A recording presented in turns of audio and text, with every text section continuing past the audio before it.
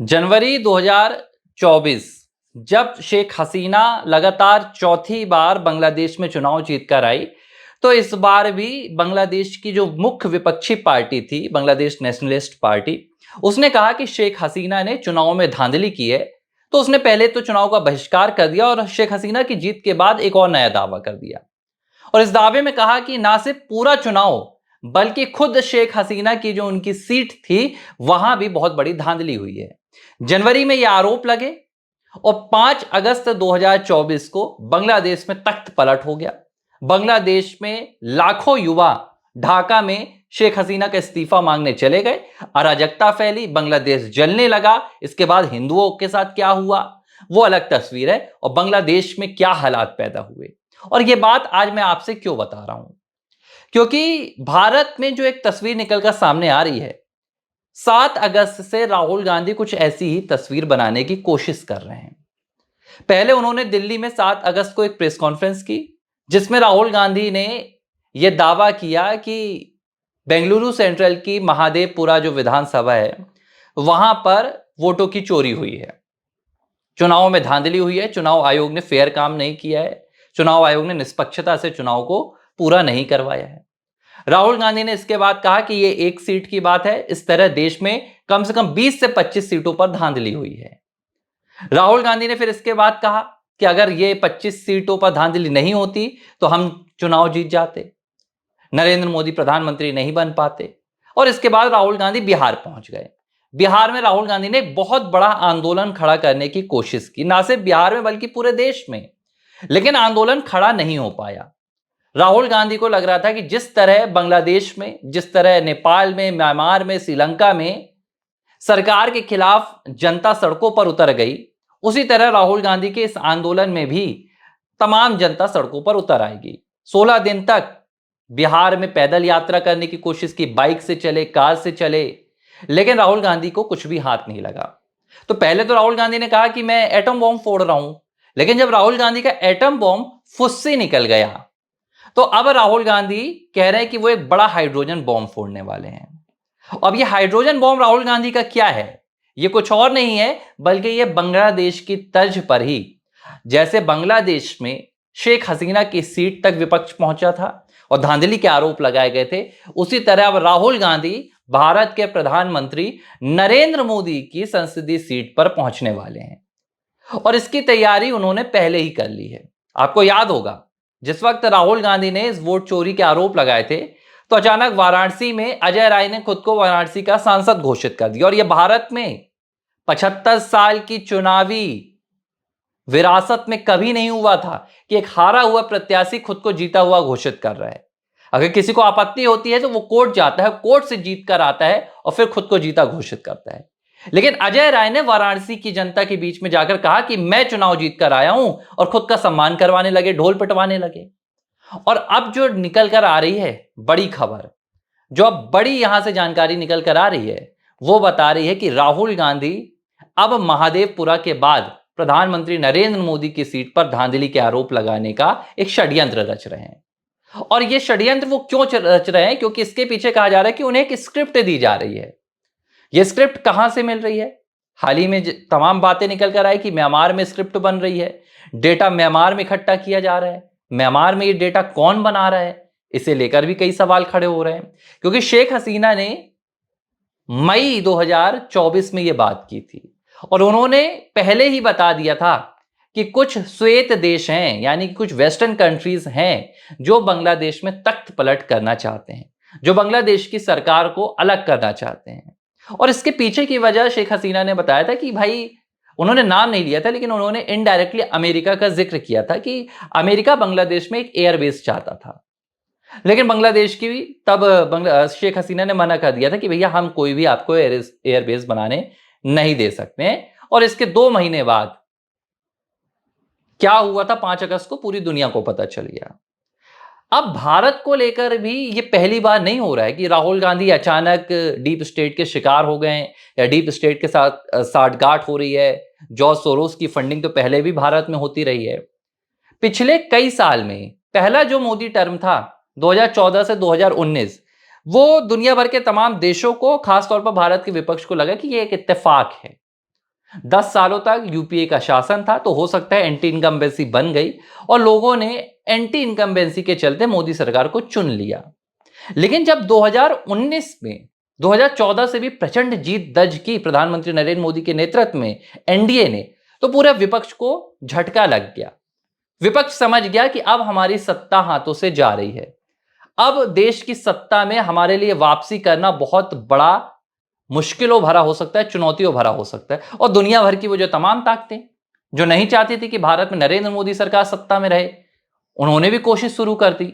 और इसके बाद आप देखिए कि देश में लगातार अराजकता का एक माहौल बनाने का बार बार प्रयास किया गया। और ये कोशिश जो आज चर्चाएं हो रही हैं नेपाल की, भारत में नेपाल बनाने की कोशिशें पहले भी 4 दफा हो चुकी हैं।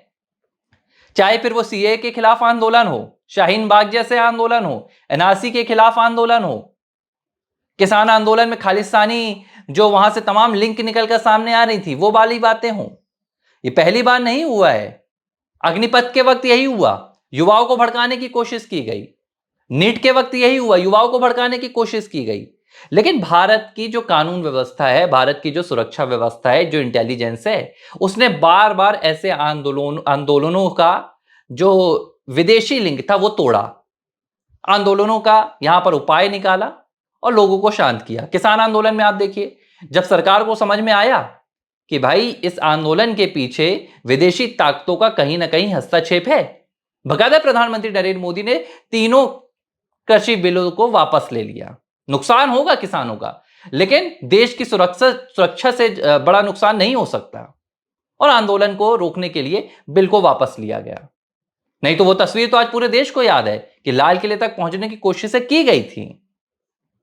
अब यही कोशिश एक बार फिर से राहुल गांधी के नेतृत्व में हो रही है और इसके लिए राहुल गांधी ने 17 सितंबर की तारीख चुनी है, यानी कि जिस दिन प्रधानमंत्री नरेंद्र मोदी का 75वां जन्मदिन होता है।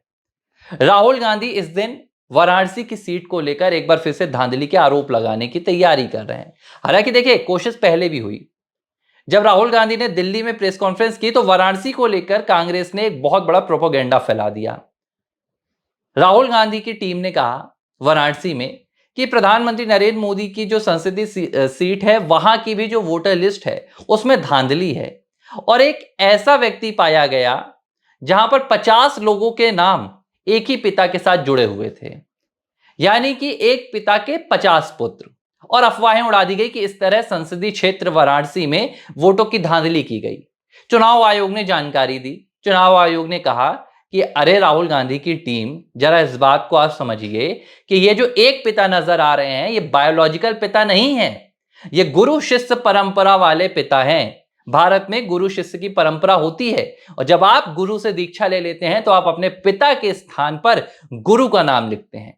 तो ये वाराणसी के एक गुरु थे जिनके 50 शिष्य थे और उन्होंने सभी ने अपने पिता के स्थान पर गुरु का नाम लिखा था। जैसे कि उत्तर प्रदेश के मुख्यमंत्री योगी आदित्यनाथ, वो अपने पिता के नाम पर अवैधनाथ का नाम लिखते हैं जो उनके गुरु हैं। इस तरह वाराणसी में भी कोशिश की गई। अब एक आपको बयान याद दिला रहा हूं। यह बयान राहुल गांधी का तब आया था जब राहुल गांधी 2024 में लोकसभा चुनाव के बाद रैलियां कर रहे थे और उन्होंने कहा था कि वाराणसी में हमसे गलती हो गई, नहीं तो हम चुनाव जीत जाते। अब आप देखिए कि एक साल पहले राहुल गांधी की सोच क्या थी और एक साल बाद राहुल गांधी की सोच कैसे बदल गई। तब राहुल गांधी को वाराणसी की हार अपनी गलती नजर आ रही थी। और गलती वो क्या कह रहे थे? गलती ये कह रहे थे कि हमने अजय राय को प्रधानमंत्री मोदी के खिलाफ उतार दिया। अजय राय की जगह अगर प्रियंका गांधी को पीएम मोदी के खिलाफ उतारा होता तो प्रियंका गांधी चुनाव जीत जाती और पीएम मोदी हार जाते। तब राहुल गांधी के मन में ये वोट चोरी वाला कॉन्सेप्ट नहीं आया था। क्यों नहीं आया था? क्योंकि जो विदेशी ताकतें हैं तब तक उन्होंने ये वाला एजेंडा नया तैयार नहीं किया था। ये वाला एजेंडा अभी अभी हाल ही में आया जब अमेरिका के साथ विवाद बढ़ता जा रहा था ट्रेड डील को लेकर। जैसे बांग्लादेश में एयरबेस का कनेक्शन था, यहां पर भारत में ये कनेक्शन ट्रेड डील से जुड़ा हुआ है। अमेरिका चाहता है कि भारत में वो अपना दूध बेचे, वो अपने डेयरी प्रोडक्ट बेचे, वो अपना गेहूं बेचे और इसे लेकर बहुत बड़ी लड़ाई पर्दे के पीछे चल रही है, जिसे रोकने में प्रधानमंत्री नरेंद्र मोदी ने डोनाल्ड ट्रंप को घुटने पर लाकर खड़ा कर दिया है। लेकिन ये तो सामने की लड़ाई है, डीप स्टेट अपना काम कर रहा है। अब राहुल गांधी ने तब क्या कहा था कि उनसे गलती हो गई, वाराणसी में प्रियंका गांधी को अगर उतार दिया होता तो चुनाव जीत जाता। लेकिन एक साल बाद अब वो नया प्रोपेगेंडा लेकर आने वाले हैं। अब राहुल गांधी ये कहने वाले हैं कि वाराणसी में भी वोटों की चोरी हुई। एक बात समझ में नहीं आती है, भाई प्रियंका गांधी जब पीएम मोदी को वाराणसी में हरा सकती थी, तो फिर प्रियंका गांधी को वायनाड क्यों भेजा गया? क्या उत्तर भारत की कोई सीट प्रियंका गांधी के लिए नहीं थी? किसी भी सीट से प्रियंका गांधी को लड़ा दिया गया होता। 80 सीटों वाला उत्तर प्रदेश है, लेकिन प्रियंका गांधी को चुनाव जीतने के लिए वायनाड जाना पड़ा, जहां उनका अपना वोट बैंक है। सच्चाई तो यह है।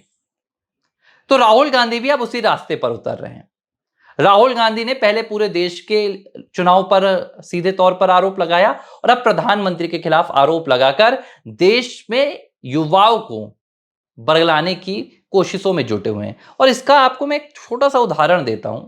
राहुल गांधी के हाव भाव देखिए आप, राहुल गांधी के शब्दों को आप देखिए। बॉम्ब ब्लास्ट कर दूंगा, एक्सप्लॉइट कर दूंगा, एटम बम फोड़ दूंगा, आग लगा दूंगा, यह खबर आग की तरह फैलेगी, युवाओं को सुनना होगा। जिस तरह राहुल गांधी जवाब दे रहे हैं, जिस तरह राहुल गांधी हाव भाव दिखाते हैं, तो राहुल गांधी की भाषा शैली को अगर इन दिनों देखा जाए तो राहुल गांधी उत्तेजित नजर आते हैं, एग्रेसिव जिसे कहा जाता है। कुछ दिनों पहले राहुल गांधी दूसरे हो गए थे। 2019 आपको याद दिलाता हूं, सदन में राहुल गांधी भाषण दे रहे थे और कहते हैं कि मैं हिंसा को खत्म करूंगा, मैं प्यार बटाऊंगा, मोहब्बत की दुकान खोलूंगा, मेरे अंदर नफरत नहीं है, और जाकर पीएम मोदी के गले लग जाते हैं। तब राहुल गांधी के हाव भाव अलग थे। 2025 के राहुल गांधी फोड़ने की बात करते हैं, तोड़ने की बात करते हैं। 2025 के राहुल गांधी को बॉम्ब नजर आ रहे हैं, एटम बॉम्ब नजर आ रहे हैं, और इस तरह की शब्द शैली का उपयोग कर राहुल गांधी देश के युवाओं को उत्तेजित करने की कोशिश कर रहे हैं। अब आप अगर सोशल मीडिया पर अभी नजर डालें तो इन दिनों एक वीडियो की सीरीज चल रही है। इस वीडियो की सीरीज में सिर्फ एक ही टाइटल आपको हर जगह यूट्यूब पर नजर आएगा, आप सर्च कीजिएगा, Rahul Gandhi the next PM. एक ही स्क्रिप्ट, अलग अलग यूट्यूबर्स इस पर वीडियो बना रहे हैं और इस तरह माहौल बनाने की कोशिश की जा रही है कि राहुल गांधी की ताकत बढ़ रही है, राहुल गांधी का राजनीतिक जो पावर है वो बढ़ता जा रहा है, और देश में युवाओं के बीच राहुल गांधी को एक पावर लीडर के तौर पर दिखाने की कोशिश की जा रही है, और पीएम मोदी को यह दिखाने की कोशिश की जा रही है कि इन्होंने आपके वोट चोरी कर धांधली से चुनाव जीता है। इस तरह देश का माहौल बिगाड़ने में, देश में अराजकता की स्थिति पैदा करने में, लोकतंत्र को चुनौती देने में कांग्रेस पार्टी और राहुल गांधी सीधे तौर पर लगे हुए हैं। हालांकि यह गनीमत है कि भारत की जो तमाम एजेंसीज हैं, भारत की जो सुरक्षा प्रणाली है, भारत की जो लोकतांत्रिक ताकत है, वो ऐसी ताकतों को कुचलने में ज्यादा देर नहीं लगाती। और यह बात अब राहुल गांधी को भी समझ में आ गई है। अब आप देखिएगा, ये जो पूरा राहुल गांधी का वोट चोरी वाला कॉन्सेप्ट है, ये सिर्फ बिहार चुनाव तक चलने वाला है, क्योंकि राहुल गांधी को उम्मीद है कि अगर हमने बिहार में इस कॉन्सेप्ट के जरिए एनडीए को, नीतीश कुमार को मात दे दी, तो फिर केंद्र में सरकार गिराने में हमें थोड़ी आसानी हो सकती है, क्योंकि नीतीश कुमार के साथ फिर खेला होगा। और जिस दिन बिहार चुनाव के नतीजे आएंगे, एनडीए की अगर जीत हो जाती है, तो राहुल गांधी फिर एक नए कॉन्सेप्ट के साथ नजर आएंगे, नए एजेंडा लेकर आएंगे, और वोट चोरी हमेशा की तरह कहीं गुम जाएगा। एबीसी हिंदी न्यूज, आज ही जुड़िए हर खबर के साथ